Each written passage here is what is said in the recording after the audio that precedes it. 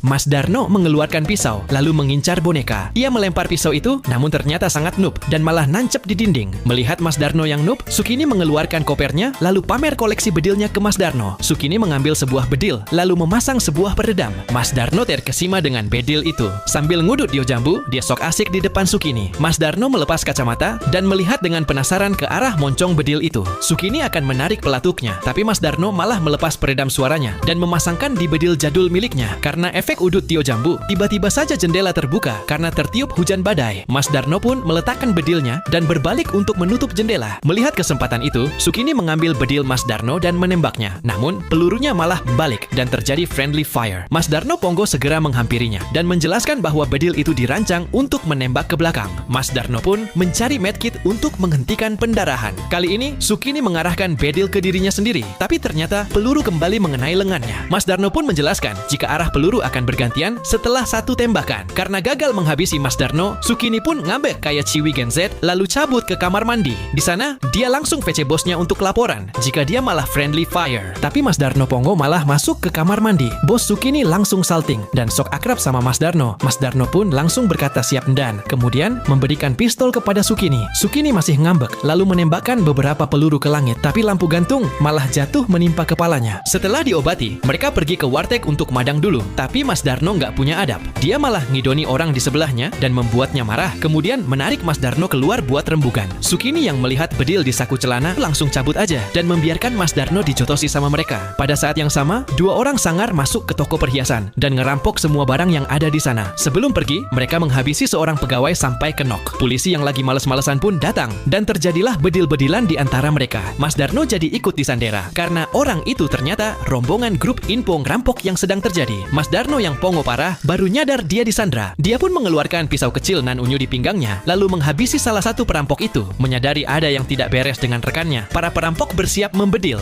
Tetapi gerakan Mas Darno lebih cepat dari mereka. Dalam waktu 1 detik, dia melempar 10 pisau lempar sebelum pintu lift tertutup. Dan saat lift terbuka kembali, para perampok sudah hit parah dan AFK dengan tenang. Sukini sangat terkejut. Ternyata saat Mas Darno pertama kali pamer melempar pisau, dia bukan membidik boneka, melainkan seekor lalat di dinding.